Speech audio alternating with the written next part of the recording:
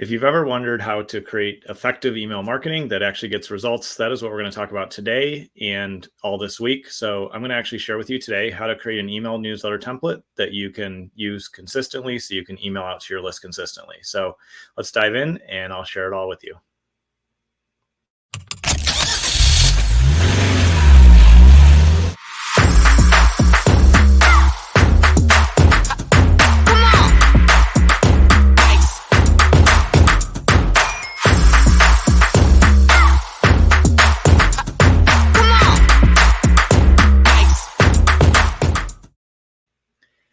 One of the things that a lot of clients and friends have asked me over the years is, how do you put out content so consistently, Gabe, or how do you put stuff out every day? And a lot of people over the years have said, I see you everywhere. I see your emails, your podcast, your social media.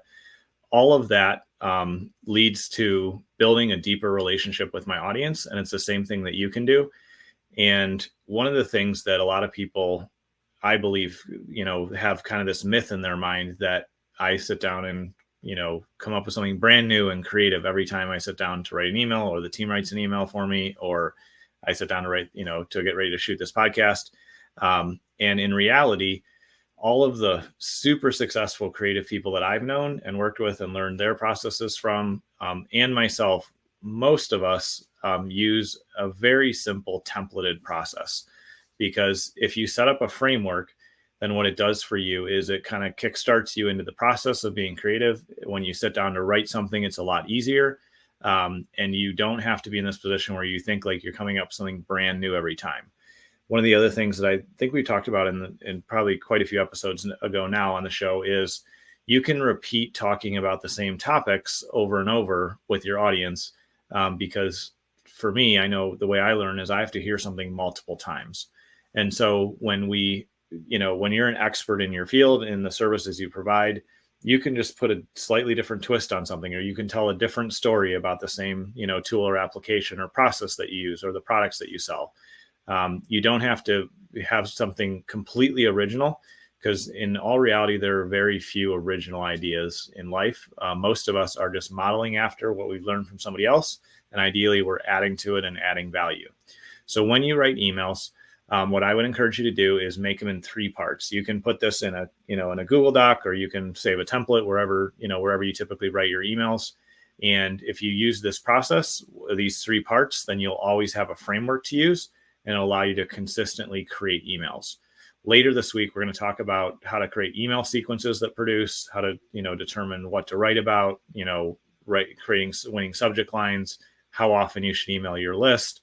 We're going to talk about all those things, but as a starting place, you need a consistent formula and process that if you use, you'll be able to, deliver consistent value to everyone in your audience. And it will cut down on, the brain damage of trying to come up with something brand new all the time, which is not how, marketing works in my experience. So with your template, you just want to have 3 parts in it. The opening part, you can put a bullet that says like, opener, just the opener that entertains or gets attention. And I'll come up with some ideas off the top of my head here of things we've done and what I've seen work for each of these. But the first thing is your opener. Again, it should be entertaining or gets attention. The second part is the empathy, that shows that you really understand what your audience needs and, what they're going through and what they're trying to solve. And then the third part is the call to action. And in the call to action, you want to have something that's a low time commitment and doesn't require a ton of trust, because if somebody's been on your email list for a little while, maybe they know who you are and trust you at some level. But if they've never engaged in the next step of like booking a call with you or downloading a white paper or taking that next step, you actually want to make sure it's a really simple first step they can take so that they can just incrementally get to know you. And so when I think about the 3 parts, the opener, that entertains or gets attention, the empathy in the middle that shows you really understand what they need, and then the call to action. In the opener, what I typically use is I like to tell a story. So I sent an email, I think it was last week now, a couple of weeks ago, that said, I spit my coffee out on my shorts or something like that. That was like the subject line of it. And I went on to talk about this time when I was in a mastermind room with a really well-known marketer that has worked with massive companies around the world. and they shared just this really simple but really powerful, lesson. And I was so surprised by what they shared, I spilled my coffee on myself. And that's my opener. It's entertaining, it gets attention, and people are engaged into the story. And the reason that I most often use a short story, it can be a few lines, a couple paragraphs, not a ton, is because stories are the original, currency and technology that we've used for thousands upon thousands of years. Oral histories, oral stories, lessons that were passed down from generation to generation. That's how we learned everything that we, learned in kind of, early times of man. And even today, you can probably think back in this moment and remember, man, I remember this crazy story that somebody told me. Or I remember I saw somebody speak and they shared this story that really touched me. Stories are the way that we connect to people's minds and hearts. And so that's usually what I use to get attention, to entertain, and to really make the opening pretty easy.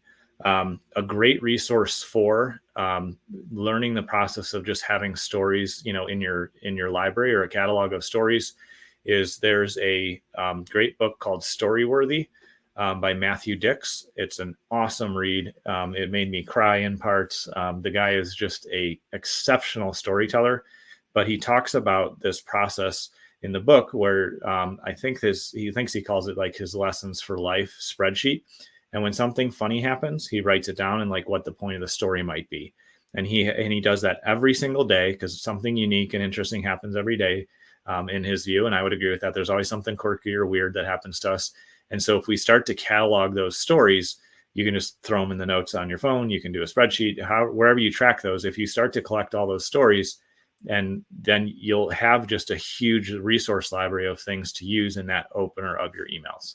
So learning to spot those and just jot a few lines or a few words that reminds you what the story's about, then you have it collected. And then when you sit down to write, you can write one or multiple emails at once. The middle section, the empathy section of an email should, be really focused on you sharing your experience of when you've worked with your customers, when you've helped them through things, and really using the language that they use to describe their problems. So if you're, we work with a lot of coaches and consultants, and we've worked with health coaches in years past. And so if you're serving, people who want to get in shape, then you need to have conversations with them. You can read, Reddit threads, you can get in groups with people like that and look at the exact phrasing that they use when they describe their goal to get healthy. Maybe the way they say it is, man, I wish I was just in better shape so I could play with my kids more. Maybe that's what they say. If that's what they say, then you incorporate that exact language into the middle of your email and say, if you've read this and heard it from your clients and it's actually what they're saying, I'm just using this as an example, but you can say, with one of my clients, they shared that they really just wanted to feel better so they could play with their kids and be more active. And I understand what that's like, because when I went through my own health journey, I, wasn't feeling great. I was out of shape, or I was overweight, or I was out of breath all the time.